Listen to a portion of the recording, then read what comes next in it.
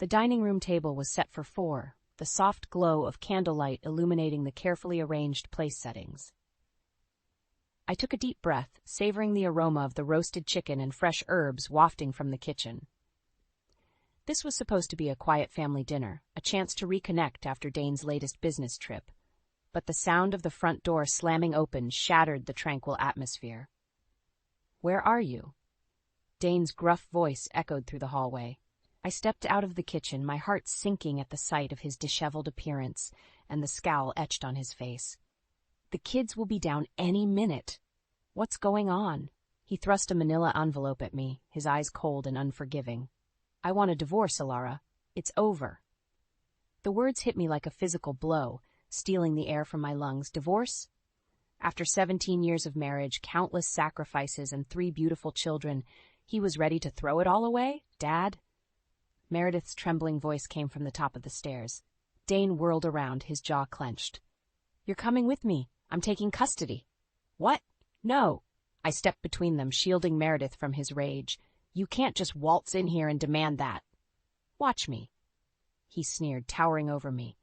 "You think a judge is going to grant custody to a part-time gallery worker? I'm the breadwinner, the one with the means to provide for her." Callie and Ian emerged from their rooms, eyes wide with fear at the commotion. Dane's tirade was tearing our family apart, right before their eyes. "Stop it!" I cried, my voice thick with emotion. "You're scaring the children." He leaned in, his breath hot against my face. "Wake up, Alara. This is the real world. And in the real world, money talks. You've got no chance against me." In that moment, something shifted inside me. The fear and heartbreak gave way to a simmering rage, fueling a determination I didn't know I possessed. I would not let this man destroy my family any longer. "We'll see about that," I said, meeting his gaze with unwavering resolve. With trembling hands, I packed a small suitcase, trying to muffle the sound of my sobs. Meredith's cries echoed from the other room, tearing my heart to shreds. "How could Dane do this to our family?" "Mom, please don't go." Callie clung to me, her face streaked with tears. I pulled her into a tight embrace. "I don't have a choice, honey, but I promise I'll fight for us to be together again." Ian stood in the doorway, clutching his favorite stuffed animal, his eyes wide and frightened. "Where are we going?" "We're going to stay with Grandma for a little while," I said, forcing a reassuring smile. Dane appeared, his face like stone. "Time's up, let's go." I turned to Meredith, her slender frame racked with sobs as she clung to the doorframe. "Mom, don't leave me. Please." Dane grabbed her arm, yanking her away. "That's enough. You're coming with me." "No." I lunged forward, but Dane shoved me back, his strength overpowering me. "Stay out of this, Alara. She's mine now." He dragged a screaming Meredith down the hallway, her anguished cries piercing my soul. I sank to the floor, my body numb with shock and grief. How had everything fallen apart so quickly? At my mother's house, Agnes pulled me into her arms, her gentle touch a balm for my broken heart. "I'm so sorry, sweetheart, but you can't give up. You have to fight for your children." Her words ignited a spark of determination deep within me. Dane thought he could trample all over me, but he was wrong. I would burn his world to the ground if that's what it took to get my family back. Over the next few weeks, I consulted lawyers, trying to find someone who could help me gain leverage against Dane's wealth and power. Finally, I met with Mrs. Green, a sharp-tongued attorney with a reputation for taking on tough cases. "Your husband is a real piece of work," she said, flipping through the stack of papers detailing Dane's misdeeds. "Embezzlement, fraud, tax evasion, he's been a busy boy." My heart raced. "Can you use this against him, in the custody case?" Mrs. Green fixed me with a steely gaze. "This is the kind of ammunition we need, but are you prepared for the fallout? He won't go down without a vicious fight." I thought of Meredith's anguished cries, of Callie and Ian's confusion and heartbreak. Dane had torn our lives apart without a second thought. It was time for him to face the consequences. "I'm ready," I said, my voice resolute. "Let's take him down." I stared at my reflection in the bathroom mirror, barely recognizing the woman staring back at me. Dark circles ringed my eyes, a testament to the sleepless nights spent agonizing over Meredith's absence. But I couldn't afford to crumble, not now, not when so much was at stake. With a deep breath, I steeled my resolve and headed to the art gallery, where I'd agreed to pick up a few shifts. Keeping busy was the only way to stay sane during this living nightmare. "Alara, is that you?" I froze at the familiar voice, turning to see Tom, an old friend from college, standing behind the counter. "Tom, what are you doing here?" He grinned, that same mischievous smile I remembered from our younger days. "I own this place now. Well, co-own it with my wife. But enough about me. What's going on with you? You look like hell." The words tumbled out before I could stop them, the pain and anger I'd been bottling up finally finding release. I told him everything. Dane's sudden demand for divorce, the custody battle, the evidence Mrs. Green had dug up about his shady business dealings. Tom's expression hardened, his jovial demeanor replaced by a steely resolve. "That son of a bitch. He's not getting away with this, Alara. Not on my watch." "What do you mean?" He leaned in, his voice low. "I've got connections. People who can dig up dirt on your scumbag ex. If he thinks he can just waltz in and destroy your family, he's got another thing coming." A glimmer of hope kindled in my chest. After weeks of feeling powerless, I finally had an ally in my corner. "You'd do that for me?" Tom placed a reassuring hand on my shoulder. "Of course.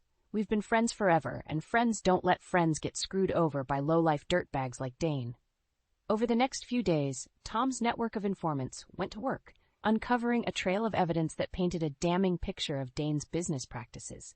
Embezzlement, tax evasion, even whispers of an affair, it seemed there was no depth to which he wouldn't sink.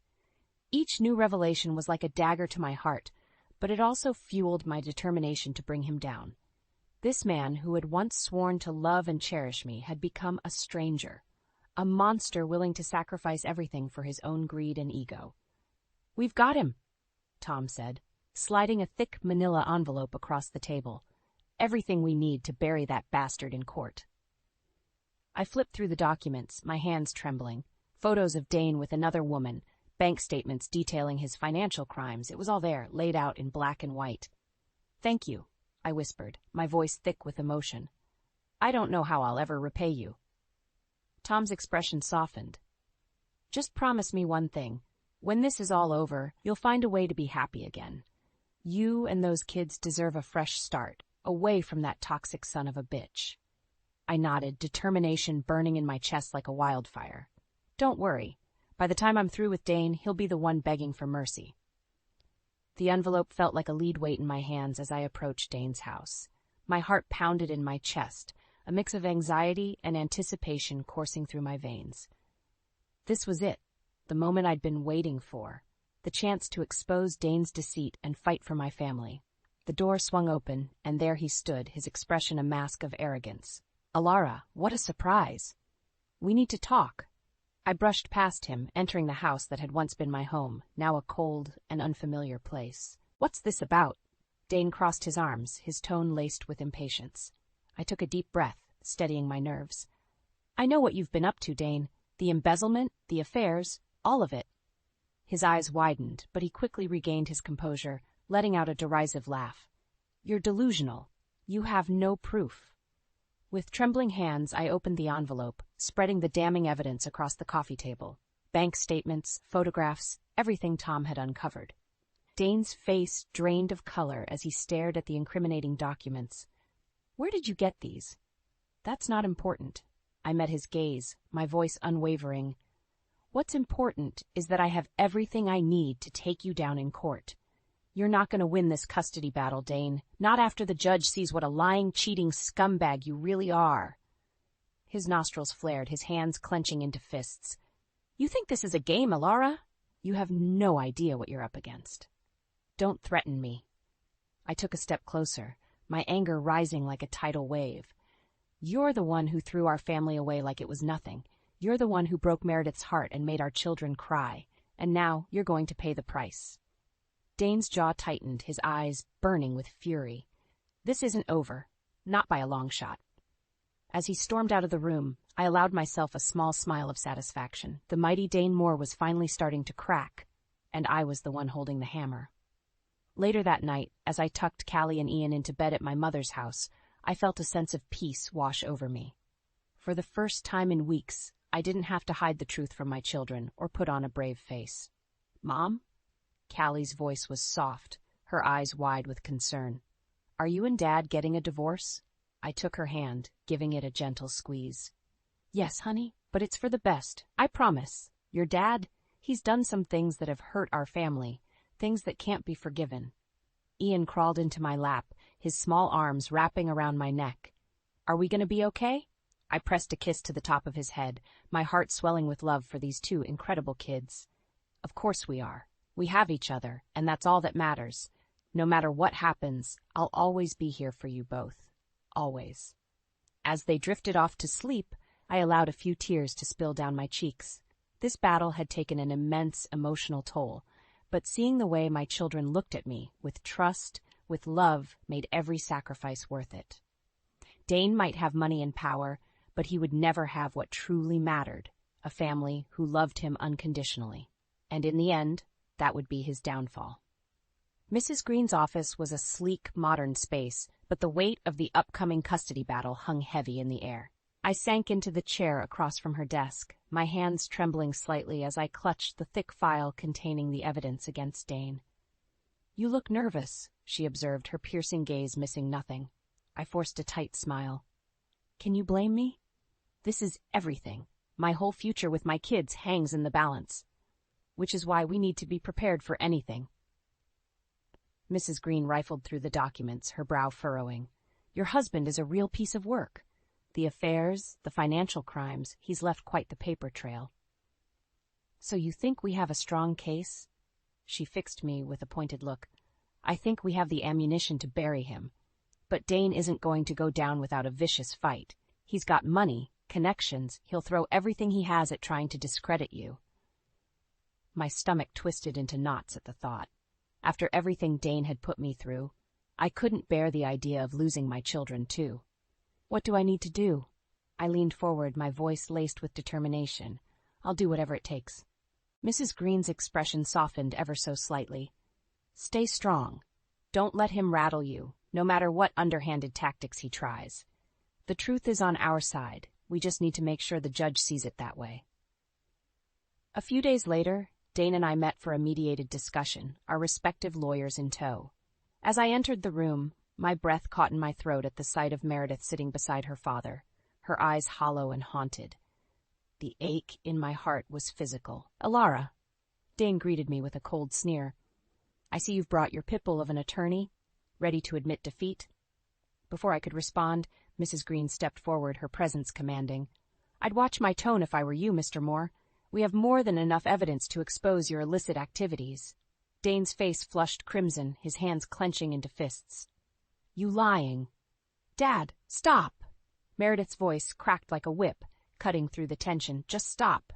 We all fell silent, stunned by her outburst. Meredith had always been the quiet, reserved one. To see her stand up to her father like that was shocking. Dane turned on her, his eyes flashing with rage. How dare you speak to me that way? I'm your father, and you'll show me some respect. Respect? Meredith's laugh was bitter, devoid of humor. Why should I respect someone who tore our family apart, who made my little brother and sister cry, who cheated on Mom and treated her like garbage? Her words hit Dane like a physical blow, and for a moment the mask of arrogance slipped, revealing the ugly truth beneath. A man consumed by greed and ego, someone who valued power over his own family. As we left the mediation, Mrs. Green pulled me aside, her expression grim. He's unraveling. Dane knows his actions are indefensible, and it's making him sloppy, reckless. I glanced over at Meredith, still trembling from her confrontation with her father. Did you see the way she stood up to him? My little girl is finally seeing him for who he truly is. A sad smile tugged at Mrs. Green's lips. Then let's make sure her bravery wasn't in vain. It's time to take this bastard down once and for all. The courtroom was packed, the air thick with tension as Dane and I took our seats on opposite sides of the aisle. I could feel his glare boring into me, but I refused to meet his gaze, focusing instead on the 3 empty chairs where my children should be sitting. All rise for the Honorable Judge Reynolds. As the judge entered, my heart hammered in my chest. This was it, the moment that would decide the fate of my family. I glanced over at Mrs. Green, who gave me the slightest of nods, a silent reassurance that we were ready. The proceedings began with Dane's lawyer painting a picture of him as a dedicated father and successful businessman, someone who could provide lavishly for his children. I fought the urge to scoff out loud. Finally, it was our turn to present our case. Mrs. Green wasted no time in getting to the heart of the matter, systematically laying out the evidence of Dane's misdeeds. Bank statements, photos, even testimony from former business associates. Dane's smug expression slowly crumbled as the weight of his lies and betrayals was laid bare for all to see. By the time Mrs. Green finished, his face was ashen, his hands clenched into tight fists. "Would you like to take the stand, Mr. Moore?" The judge's voice was even, giving no hint of her thoughts on the revelations. Dane opened his mouth, no doubt prepared to spew forth more lies and excuses. But before he could speak, a quiet voice cut through the courtroom. "Don't bother, Dad. We already know the truth." Her eyes shining with unshed tears. My breath caught in my throat as she made her way to the witness stand, her slender frame trembling slightly. "Your Honor, I'd like to say a few words, if I may." The judge nodded, and Meredith took a deep breath, steadying herself. "For years my father has lied to us, to my mother, to my siblings, to everyone around him. He's cheated, stolen, and manipulated his way through life, caring only about himself and his own greed." Her voice wavered, but she pressed on, her gaze finding mine across the courtroom. "But my mom? She's the strongest person I know. She's the one who held our family together while Dad was off doing God knows what. She's the one who dried our tears and made us feel safe, even when everything was falling apart around us." Tears streamed down Meredith's face, but her words were laced with a strength and resilience that made my heart swell with pride. If anyone deserves to have us in their lives, it's her. Not the man who treated us like afterthoughts, who saw us as possessions to be won or lost. A hush fell over the courtroom as Meredith stepped down from the stand, her words hanging heavy in the air. Dane stared at her, his expression unreadable, before dropping his head into his hands. In that moment, I knew we had won. Dane's carefully constructed facade had crumbled, laid bare by the heartfelt words of his own daughter. He was a broken man, undone by the very family he had sacrificed for his own selfish desires. As the judge called for a recess, Mrs. Green pulled me into a fierce hug, her eyes shining with triumph. "You did it, Alara. You fought for your family, and you won." I clung to her, my body trembling with a heady mix of relief and elation. The battle had been long and brutal, but in the end, love and truth had prevailed.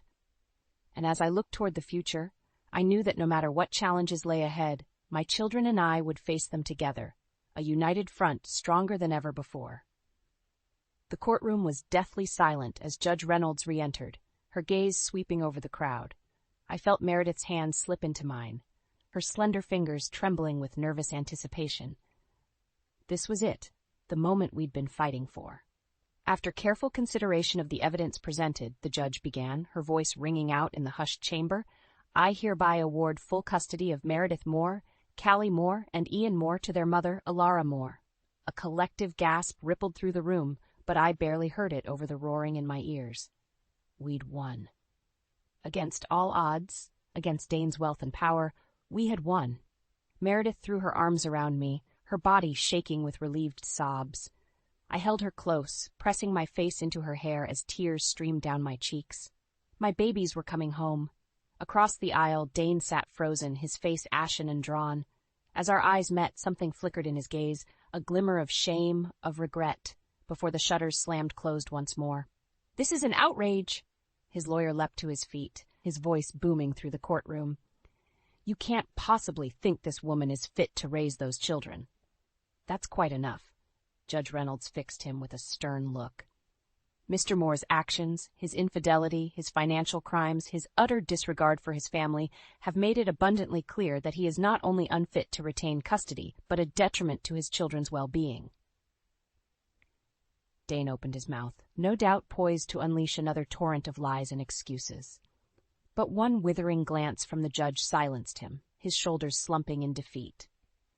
As we stepped out into the courthouse lobby, a tremor of disbelieving joy rippled through me. We were free, free from Dane's tyranny, free to start fresh and rebuild the family he had so callously torn apart.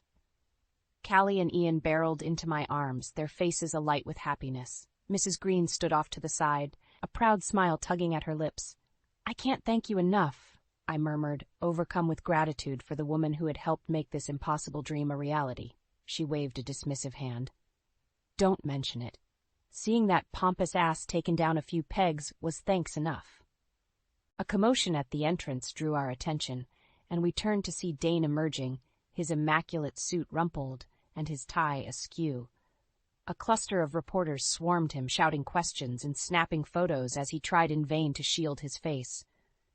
"Mr. Moore, is it true you embezzled millions from your company? Care to comment on the allegations of infidelity? How does it feel to lose everything, your job, your money, your family?" Dane froze, his eyes finding mine through the chaos. For a fleeting moment the mask slipped, revealing the broken man beneath. A man who had sacrificed everything for greed and now had nothing left. As the reporters closed in, their flashing cameras blinding him, Dane did the only thing he could. He turned and ran, disappearing into the crowd like a disgraced phantom. I watched him go, a strange sense of pity mingling with my vindication. He had brought this reckoning upon himself, and now he would have to live with the consequences of his actions. But as I looked at my children, their faces aglow with joy and relief, I knew that his punishment paled in comparison to the reward that awaited us, a fresh start, free from the shackles of his toxic influence. A new chapter was beginning, one written in love, resilience, and the unbreakable bonds of family. And this time, I held the pen. The warm summer breeze carried the scent of freshly mown grass as I watched Callie and Ian chase each other across the backyard, their laughter ringing out in the peaceful afternoon. A contented smile tugged at my lips. This was the life I had fought so hard for, the simple moments of joy that Dane's toxicity had nearly stolen from us. "Mom?" Meredith appeared in the doorway, her expression pensive. "Can we talk for a minute?" "Of course, sweetie." I patted the spot beside me on the porch swing, and she sank down onto the weathered wood with a sigh. For a long moment she was silent, her gaze trained on the horizon as if weighing her words carefully. Finally she spoke, her voice little more than a whisper. "Do you ever wonder what might have happened if things had been different? If Dad hadn't—" She trailed off, but the unspoken words hung heavy in the air. If he hadn't lied. If he hadn't cheated. If he hadn't torn our family apart with his greed and selfishness. I reached out, taking her hand in mine and giving it a gentle squeeze. "Meredith, what your father did was unforgivable. He hurt us in ways that can never be undone, but dwelling on the past, on what might have been, will only breed more pain and resentment." Tears glistened in her eyes, and for a moment I saw the frightened little girl who had watched her world crumble before her. "I know he's a terrible person. I know he didn't deserve us, but I can't help missing the man he used to be, you know? Before all of this happened." My heart ached for her, for the innocence she had lost far too soon. Pulling her into my embrace, I stroked her hair, remembering all the nights I had rocked her to sleep as a baby. "It's okay to mourn the person he once was, sweetie. What your father became. That's on him, not you. You did nothing wrong." Meredith nodded, sniffling softly as she clung to me. In that moment, I felt a profound sense of gratitude. Gratitude for her resilience, for her unwavering strength throughout this entire ordeal. "I'm so proud of you, you know that?" I murmured, pressing a kiss to the top of her head. "You stood up to him when it mattered most, even when it was hard. You helped me fight for our family." A watery smile curved her lips. "We're a team, right? The four of us against the world. Always." As Callie and Ian bounded up the porch steps, sweaty and breathless from their games, I pulled them all close, reveling in the warmth and love that radiated from my little tribe. We had been through hell and back, but we had emerged on the other side, battered but unbroken. Later that night, as I tucked them into bed, I couldn't help but reflect on the long, arduous journey that had led us here. The lies, the betrayal, the agonizing custody battle, it had all been a crucible, testing the bounds of our love and resilience. But in the end, we had passed that test with flying colors.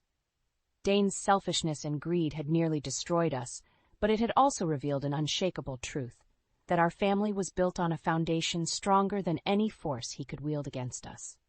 As I drifted off to sleep, surrounded by the peaceful sounds of my children's breathing, I felt a sense of contentment wash over me.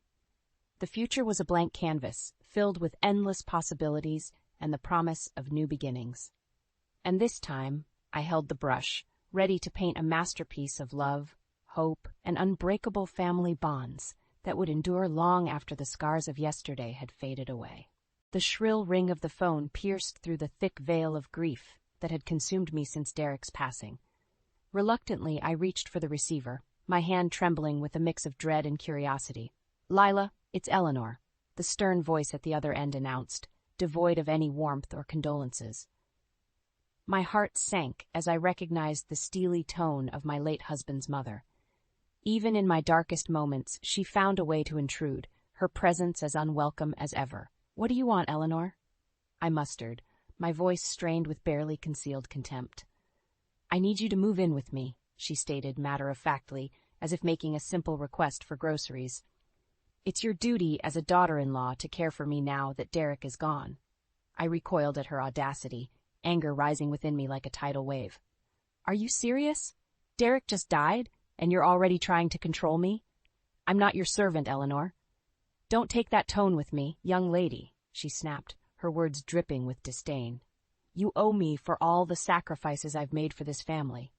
I clenched my fists, fighting the urge to hurl the phone across the room.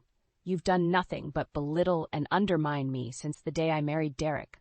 Why should I subject myself to more of your abuse?" "How dare you speak to me like that?"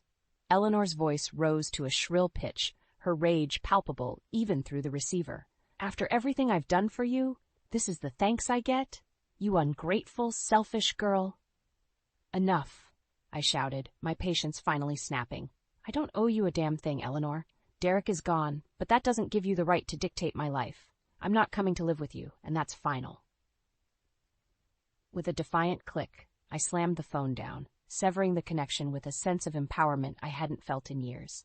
Eleanor's toxic grip on my life had finally reached its limit, and I was determined to break free, no matter the cost.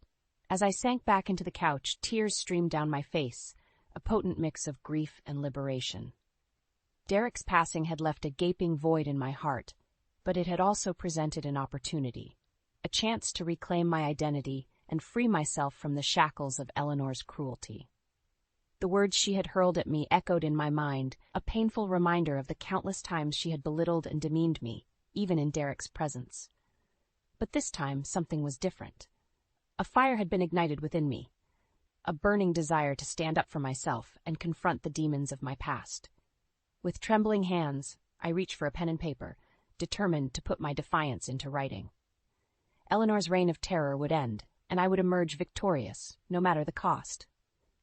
As I set down the pen, my mind drifted back to the countless times Eleanor had made my life a living hell. Her words, sharp as daggers, had left invisible scars that ran deeper than any physical wound.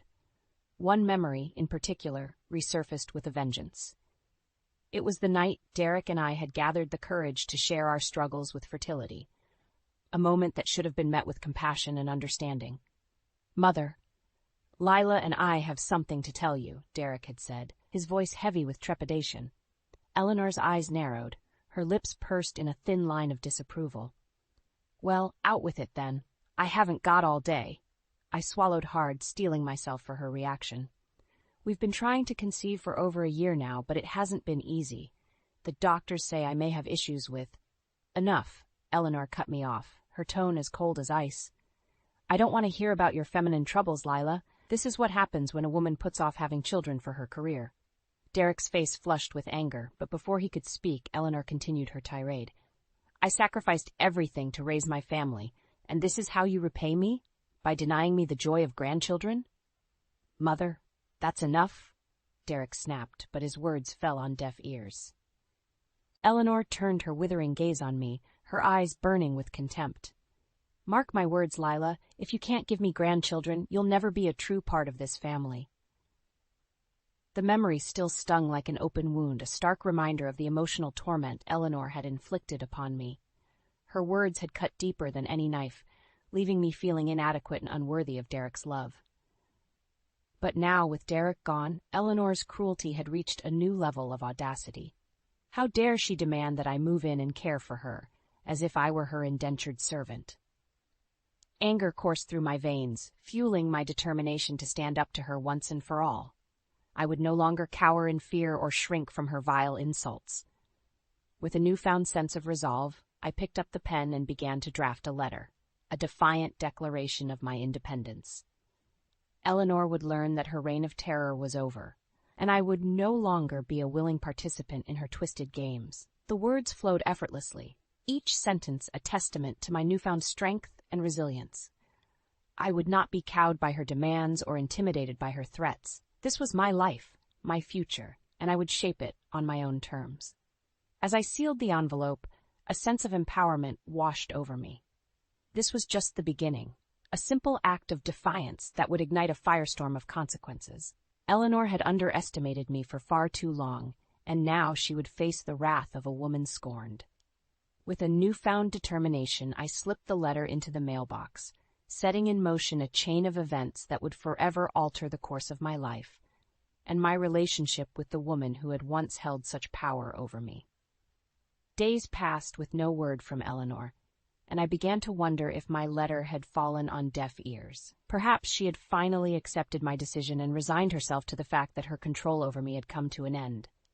That naive hope was shattered one morning when the doorbell rang with a furious cadence. Hesitantly, I approached the door, peering through the peephole to see Eleanor's seething form on the other side. Taking a deep breath, I unlatched the lock and swung the door open, bracing myself for the onslaught. "How dare you?" Eleanor spat, her eyes blazing with fury. "After everything I've done for you, this is how you repay me? With disrespect and ingratitude?" I squared my shoulders, refusing to shrink from her wrath. "I owe you nothing, Eleanor. Derek is gone, and you have no claim over my life anymore." "No claim?" she seethed, her voice rising to a shrill pitch. "I am your mother-in-law, and you will show me the respect I deserve." "Respect?" I scoffed, my own anger rising to the surface. "You've done nothing but belittle and demean me since the day I married Derek. When have you ever shown me an ounce of respect?" Eleanor's face contorted with rage, her lips curling into a sneer. "You ungrateful wretch! If it weren't for me, you'd have nothing. Derek was too good for you, and now you've thrown away your last chance at being part of this family." "I am not your property, Eleanor," I stated firmly, my voice unwavering. "I don't need your approval or your dysfunctional idea of family. I'm my own person, and I won't let you control me anymore." Eleanor's eyes narrowed, her gaze cold and calculating. "You'll regret this, Lila. Mark my words, I'll make your life a living hell. No one turns their back on me and gets away with it." With those chilling words, she turned on her heel and stormed away, leaving me standing in the doorway, my heart pounding in my chest. I had done it. I had faced my tormentor head-on and refused to back down. A sense of exhilaration coursed through me, mingled with a twinge of trepidation at Eleanor's parting threat, but I would not be deterred. For too long, I had lived in the shadow of her cruelty, allowing her to dictate the terms of my life. No more. This was my moment of defiance, and I would savor every second of it. As the adrenaline subsided, I couldn't help but feel a sense of pride welling up within me. I had stood my ground, defended my autonomy, and emerged victorious. At least for now. Eleanor's words still echoed in my mind, a chilling reminder that this was far from over. She was a woman scorned, and I knew better than anyone the depths of her vindictiveness. But I was no longer the meek, cowering woman she had once known. Derek's passing had awakened a fire within me, a burning desire to reclaim my life and my self-worth. And if Eleanor thought she could extinguish that flame, she was sorely mistaken.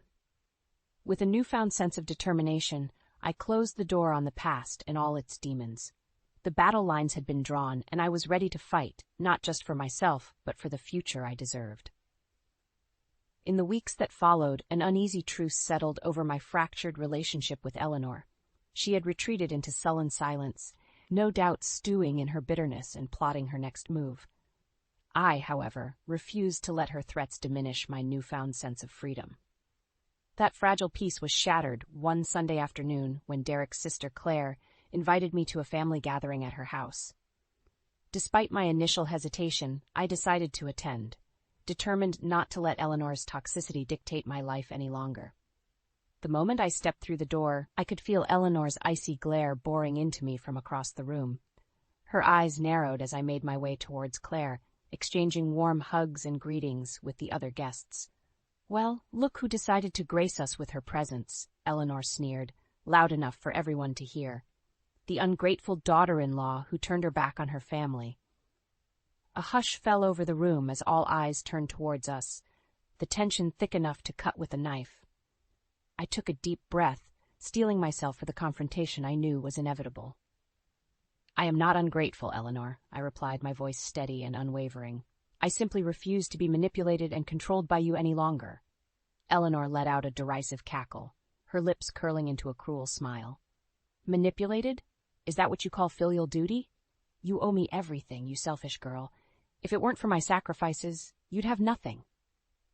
"That's enough, Mother," Claire interjected, her brow furrowed with concern. "Lila has been through enough without you adding to her pain." But Eleanor was relentless, her barbs striking with precision. "Pain?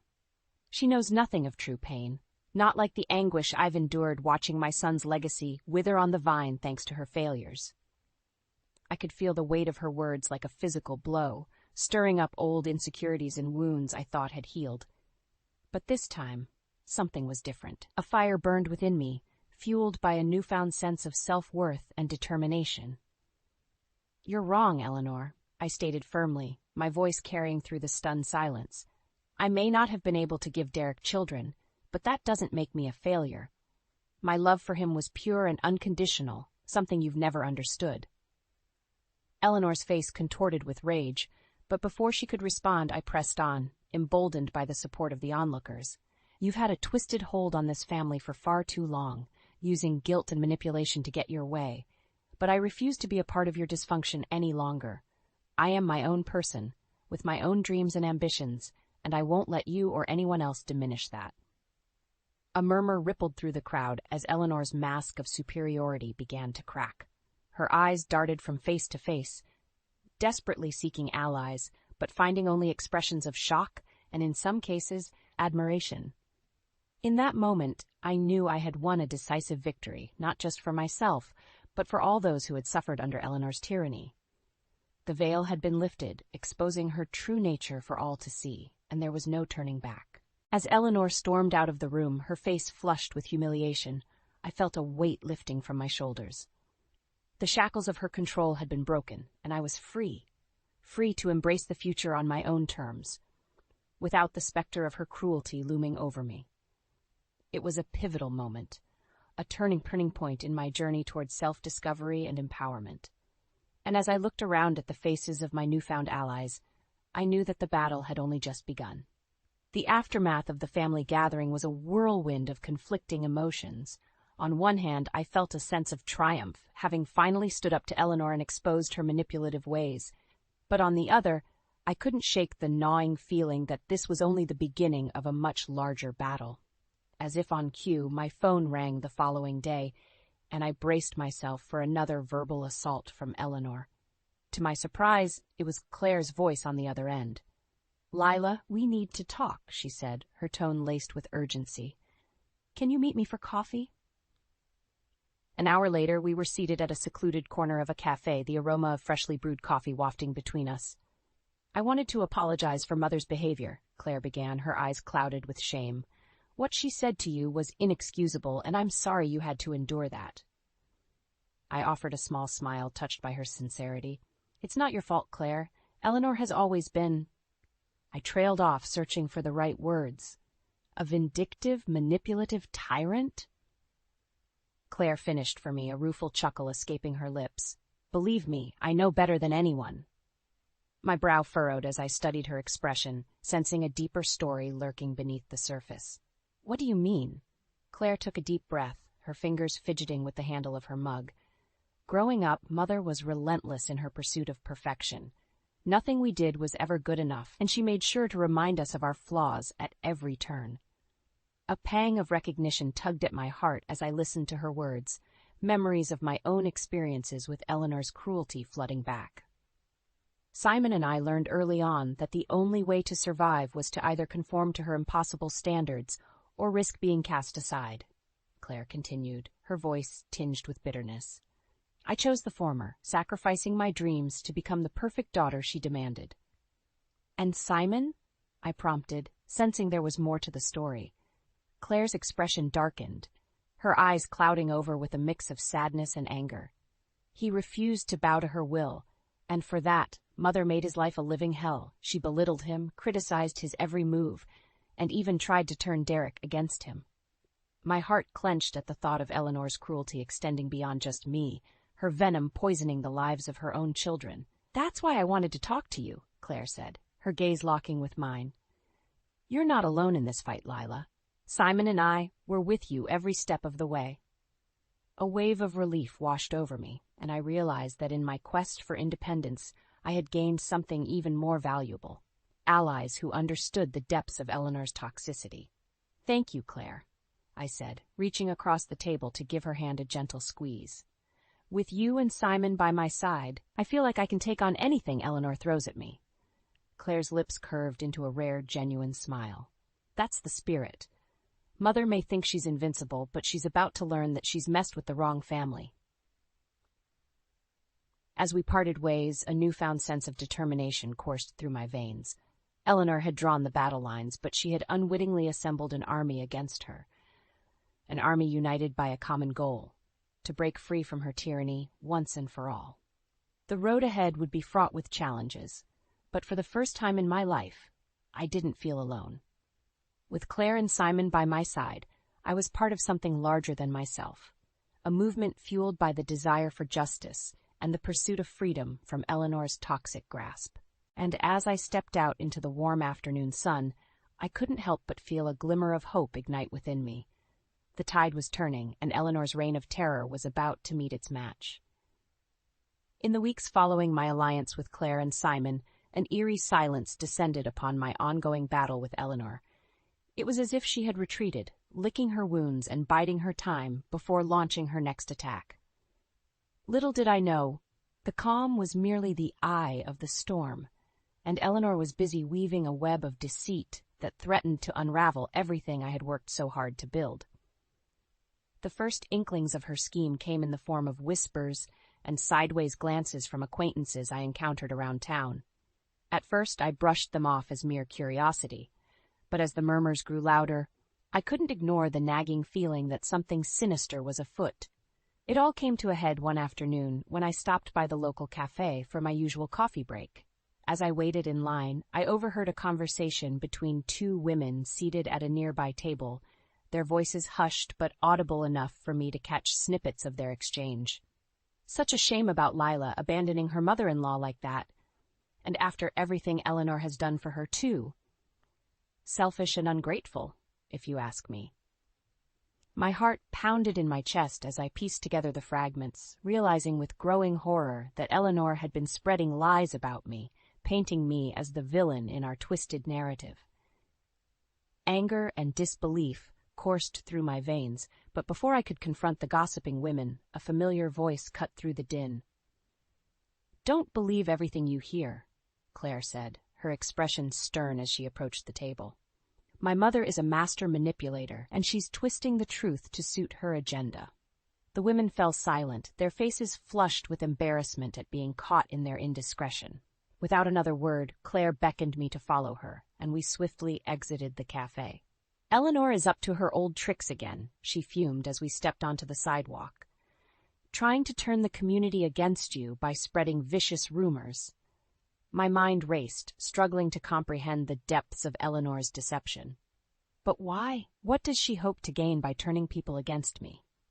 Claire's expression hardened, her eyes narrowing with resolve. Isolation, alienation. She wants to break you down until you have no choice but to succumb to her demands. A chill ran down my spine as the realization sank in. Eleanor was waging a psychological war, using the very community I had called home as her weapon. "We can't let her get away with this," I said, my voice tinged with determination. "We need to expose her lies and show everyone the truth." Claire nodded, a glint of resolve in her eyes. "And we will. Simon and I have been gathering evidence, testimonies from others who have fallen victim to Mother's manipulation over the years. It's time we fought fire with fire." As we parted ways, a sense of purpose burned within me, fueling my resolve to take the fight to Eleanor. She had underestimated my strength, my resilience, and now she would face the consequences of her actions. Returning home, I immediately set to work, compiling every shred of evidence I had, from the hurtful words she had hurled at me over the years to the countless instances of emotional abuse. I pored over the documentation, meticulously organizing it into a damning case against Eleanor's tyranny.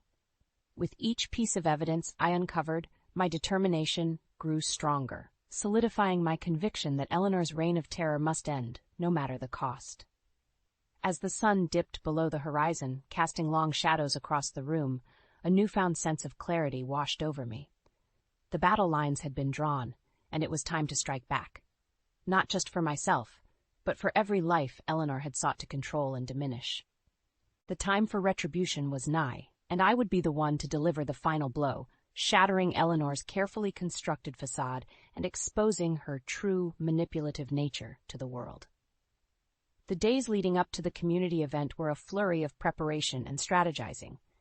Claire, Simon, and I pored over every last detail, ensuring that our plan to expose Eleanor's manipulation was airtight. "Are you sure you want to go through with this?" Simon asked, his brow furrowed with concern. "Once we pull the trigger, there's no going back." I met his gaze, my resolve unwavering. "I'm sure. Eleanor has tormented us for far too long. It's time she faced the consequences of her actions." Claire placed a reassuring hand on my shoulder. "We've got your back, Lila. No matter what happens, we're in this together." Finally, the day of reckoning arrived, and the tension was palpable as we made our way to the community center. Eleanor was already there, holding court with her usual air of superiority, oblivious to the storm that was about to be unleashed. As the event commenced, I could feel the weight of anticipation pressing down on me, my heart pounding in my chest. This was the moment I had been waiting for, the chance to expose Eleanor's true nature and reclaim my dignity once and for all. When my turn at the podium came, I took a deep breath, steadying myself for the confrontation that was about to unfold. As I stepped up to the microphone, Eleanor's eyes narrowed, sensing that something was amiss. "Good evening, everyone," I began, my voice ringing out clear and strong. "I'm sure many of you have heard the rumors circulating about me and my supposed mistreatment of Eleanor Turner." A murmur rippled through the crowd, heads nodding in acknowledgement of the whispers that had been spreading like wildfire. "Well, I'm here to set the record straight," I continued, my gaze locking onto Eleanor's, daring her to challenge me. "The truth is, it's not me who has been the manipulator and the abuser. It's Eleanor herself." Eleanor's face contorted with rage, her eyes blazing with fury as she realized what was unfolding. "How dare you?" she spat, rising from her seat. "You ungrateful, lying." But I didn't let her finish, pressing on with my damning expose. For years, Eleanor has subjected me to emotional and psychological torment, belittling me and making me feel worthless. And I'm not the only one.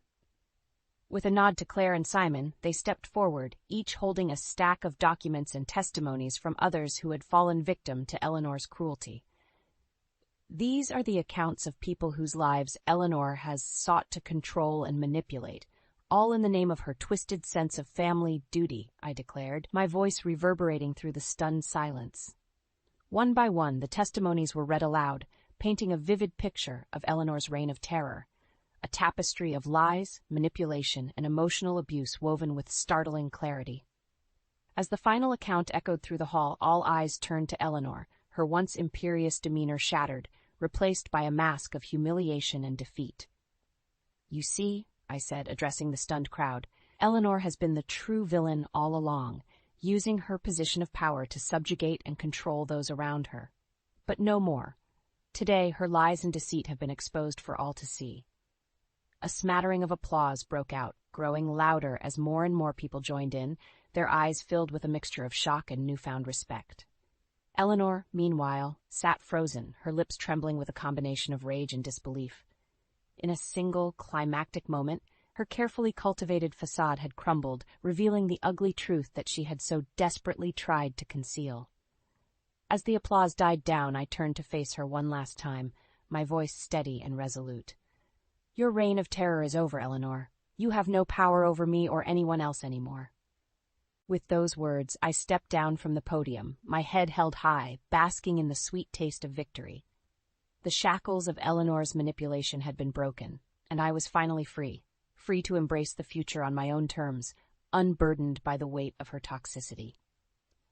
As I made my way through the crowd, surrounded by a chorus of congratulations and newfound respect, I couldn't help but feel a sense of profound relief and vindication. The battle had been long and arduous, but in the end, justice had prevailed, and the truth had set me free. Eleanor's reign of terror was over, and a new chapter in my life was about to begin, one filled with the promise of healing, growth, and the sweet taste of hard-won independence. In the weeks following my public exposure of Eleanor's manipulation, a profound shift took place within me. It was as if a weight had been lifted, a burden I had carried for far too long finally cast aside. The community's reaction had been overwhelmingly supportive, with many expressing admiration for my courage in standing up to Eleanor's tyranny. Some even shared their own stories of her cruelty, reinforcing the realization that I had not been alone in my suffering. Eleanor, however, had retreated into a self-imposed exile, her once formidable presence reduced to a mere shadow of its former self. Whispers circulated that she had become a recluse, too ashamed to face the world after her lies and deceit had been laid bare. For a fleeting moment, I felt a twinge of pity for the woman who had once wielded such power over me. But that fleeting sentiment was quickly extinguished by the memory of her cruel words and actions, a stark reminder of the emotional toll she had inflicted upon me and countless others. As the dust settled, I found myself at a crossroads, uncertain of what path to take next. The shackles of Eleanor's control had been broken, but the scars of her abuse still lingered, leaving me questioning my own sense of self-worth and purpose. It was during this period of introspection that an unexpected ally emerged, Derek's brother, Simon. He had been a steadfast supporter throughout my battle with Eleanor, and now he became a source of guidance and support as I navigated the uncharted waters of my newfound freedom. "You know, Lila," he said one afternoon as we shared a cup of coffee, "you've been through hell and back, but you came out on the other side stronger than ever." I offered a wry smile, my fingers tracing the rim of my mug. "Sometimes I'm not so sure. Eleanor's words, her constant belittling, it leaves scars, Simon." He nodded, his expression understanding. "I know. Believe me, I've been there. But you can't let her win, not anymore. You've taken back control of your life, and now it's up to you to decide what comes next." His words struck a chord within me, igniting a spark of determination that had been flickering in the aftermath of my confrontation with Eleanor. He was right. I had fought too hard and sacrificed too much to let her toxic legacy continue to haunt me. From that moment on, I made a conscious effort to reclaim my sense of self, to rediscover the woman I had been before Eleanor's manipulation had taken root. I poured myself into my work, finding solace in the creative outlets that had once brought me joy. Slowly but surely, the shadows of Eleanor's cruelty began to recede, replaced by a newfound sense of purpose and self-assurance. As the months passed, I found myself surrounded by a network of supportive friends and allies, each one a testament to the resilience of the human spirit. Claire and Simon remained steadfast pillars of strength, their unwavering loyalty a constant reminder that I was no longer alone in my journey. And though Derek's absence still weighed heavily on my heart, I found solace in the knowledge that he would have been proud of the woman I had become, a woman who had stared down her demons and emerged victorious, her spirit unbroken and her determination unwavering. As I stood on the balcony of my apartment one warm summer evening, watching the sun dip below the horizon, I couldn't help but reflect on the long and arduous path that had led me to this moment. The road ahead was uncertain, but for the first time in my life, I embraced that uncertainty with open arms, knowing that whatever challenges lay ahead, I possessed the strength and resilience to overcome them. Eleanor's reign of terror was a distant memory, a mere footnote in the story of my life, a story that was just beginning to unfold, filled with the promise of growth, healing, and the sweet taste of hard-won independence. As the night sky blanketed the city, I felt a sense of peace wash over me, a peace born of the knowledge that I had reclaimed my power, my dignity, and my sense of self. The battles of the past had been fought and won, and now the future stretched out before me, ripe with endless possibilities. With a deep breath, I turned and made my way back inside, ready to embrace the next chapter of my life, a chapter written on my own terms, free from the shackles of Eleanor's toxicity and filled with the promise of a brighter tomorrow.